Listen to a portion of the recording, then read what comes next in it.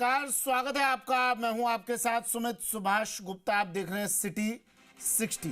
शुरू करते हैं सिटी 60 में सुपरफास्ट खबरों की शुरुआत करेंगे, लेकिन उससे पहले बड़ी खबर आ रही है जयपुर से। जयपुर से इस वक्त की बड़ी खबर, गिरधर मार्ग जवाहर सर्किल पर एक बड़ा हादसा होते होते टला है। जयपुर से इस वक्त की बड़ी खबर, 4 से 5 मंजिला मल्टी स्टोरी बिल्डिंग एक तरफ से धंस गई।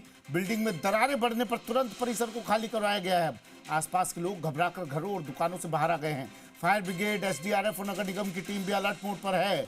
लोगों में चिंता, अब आगे क्या होगा, राहत या कार्रवाई? सवाल ये कि क्या बिल्डिंग का स्ट्रक्चरल मैप पास हुआ था?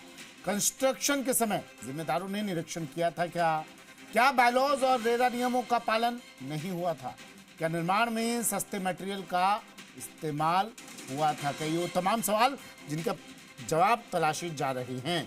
ये वो बिल्डिंग जो आगे की तरफ झुकती जा रही है, गिरने के कगार पर है, और अब आसपास के घरों में जो लोग रहते हैं, दुकानें जिनके, उन सभी ने अपने घर और दुकानों से वो लोग बाहर आ गए। एम्बुलेंस, एसडीआरएफ की टीम भी मौके पर मौजूद है। तमाम टीम अलर्ट मोड पर है। जयपुर से खबर, बड़ी खबर। ये सुबह बिल्डिंग थोड़ी सी स्लाइड हुई थी। हाँ। और मेरा बगल में ही बिल्डिंग में ये मेरा को काम है। अच्छा। हमारी शॉप है, दोनों इनकी शॉप है बेसमेंट में। हाँ। तो सभी लोग भगदड़ मच गई थी कि गिरने वाली। सभी स्टाफ लोगों को बाहर निकाला, जो भी सामान वगैरह सब कुछ अंदर है। काम तो ऑलमोस्ट 6 महीने चल रहा है, टाइम हो गया। हाँ। तो ये कह सकते हैं, तो सर वो आर्किटेक्ट कौन है इनका, उनको से पता कर वही बता सकते हैं। ये बिल्डिंग का क्या एकदम से पता चला था, और हमारे यहाँ स्थानीय थाना अधिकारी हैं आशुतोष जी, उनके पास में कोई कॉल गया जब यहाँ पे कालीचंद जी, हमारे विधायक साहब का कोई प्रोग्राम चल रहा था। वहाँ से तुरंत प्रभाव से हमारे यहाँ के जो क्षेत्रीय थाना अधिकारी हैं वो आए, प्लस हमारे सारे आसपास के लोग जो भी मौजूद लोग आए हैं, और सब ने आके प्रशासन को सूचना दी। उसके बाद में ये सारी व्यवस्थाएँ हुई।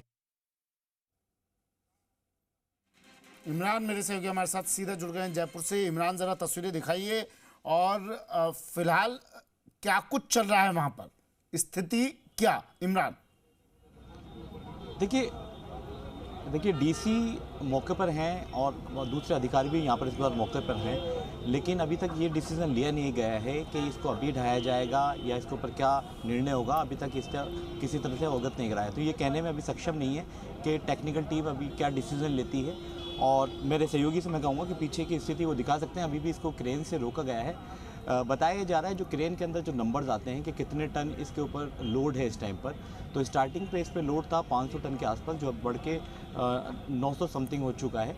तो इसका मतलब यही है कि वज़न बढ़ रहा है, बिल्डिंग झुक रही है। तो कहीं ना कहीं स्थिर तो नहीं है बिल्डिंग, और बिल्डिंग के ऊपर यही है कि बिल्डिंग गिर सकती है। अगर क्रेन ना हो तो बिल्डिंग गिरने की स्थिति में ही है, और अभी अधिकारी इसको कहने में सक्षम नहीं हो पा रहे हैं कि उनको क्या निर्णय लेना है।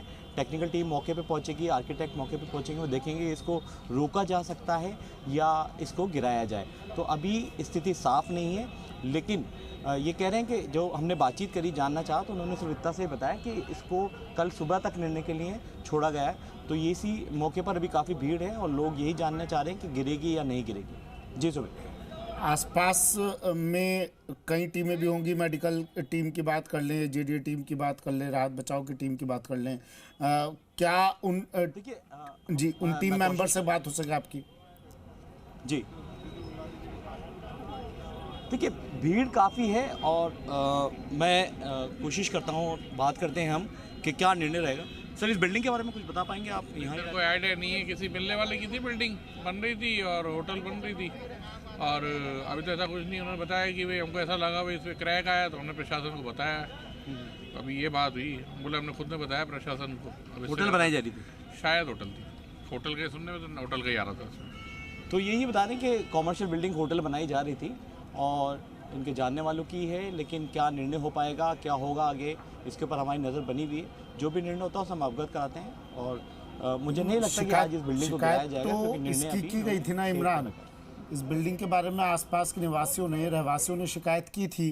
क्यों नहीं उस वक्त ध्यान दिया गया? नौबत यहाँ तक क्यों पहुंची? देखिए, जो यहाँ पर जो पड़ोसियों का, जो हमने जो नेबर्स, जो पड़ोसी हैं, उनसे बातचीत करने की जब कोशिश करी, तो उन्होंने ये बताया कि काम इस पर चल रहा था, लेकिन क्या निर्णय हुआ कि इन्होंने निगम ने जब इसको चेक किया तो उन्होंने कोई निर्णय नहीं लिया, क्या करा कि बिल्डिंग बायलॉज के अकॉर्डिंग बिल्डिंग बन रही है या नक्शे पास हुए नहीं हुए। इसके अग्रवाल ENT इसके जस्ट नज़दीक है, उसके पास में भी एक बिल्डिंग बन रही है। तो स्थानीय लोग ये भी आरोप लगा रहे हैं कि उस बिल्डिंग के ऊपर भी किसी तरह का निर्माण की परमिशन नहीं ली गई है। तो बड़ा सवाल, बड़ा प्रशासन पे एक सवाल खड़ा होता है यहाँ पर कि प्रशासन ने इसको अनदेखा कैसे किया, ये सबसे बड़ी जिम्मेदारी, सबसे बड़ा सवाल।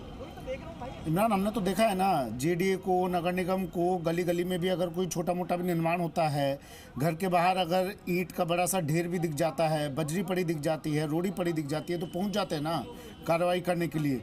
तो यहाँ ये मानना तो मुमकिन नहीं है इमरान कि यहाँ टीम ना पहुँची हो, और अगर जिम्मेदार यहाँ पर पहुँचे तो उन्होंने नियम विरुद्ध बन रही इस बिल्डिंग पर कोई एक्शन क्यों नहीं लिया उस वक्त, ये बड़ा सवाल है। और अगर एक्शन नहीं लिया तो क्यों नहीं लिया, क्या कारण रहे इसके पीछे?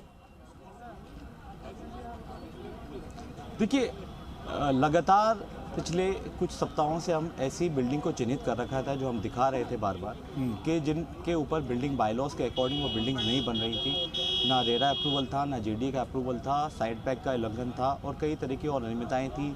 इलीगल पेंट हाउस बनाए जा रहे थे बिना परमिशन के, वो बन रहे हैं, अभी भी लगातार बन रहे हैं। तो ये सवाल बड़ा उठ रहा है कि अगर इस तरह के नियम, इस तरह की बिल्डिंग्स बन रही हैं तो नियमों की पालना क्यों नहीं करवाई जा रही है?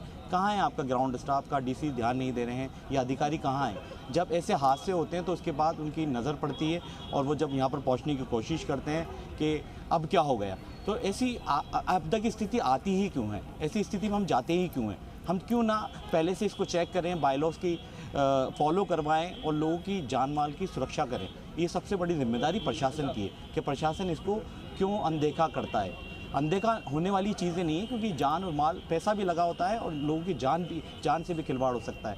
तो ये डिसीज़न लेना गवर्नमेंट का काम है, प्रशासन का काम है। प्रशासन के ग्राउंड स्टाफ टीम चेक करे, चेक करने के बाद नियमों की पालना करवाए, ये एक सबसे बड़ी बात है और पालना करवानी भी चाहिए। नहीं तो आने वाला जयपुर कहाँ जाएगा, कैसा बनेगा, ये कहना बड़ी मुश्किल की और दुविधा पैदा हो जाएगी। चलिए, शुक्रिया इमरान, नजर आप बनाए रखिएगा, अपडेट आपसे तमाम हम लेते रहेंगे। इस मामले से जुड़ी तमाम तस्वीरें दर्शकों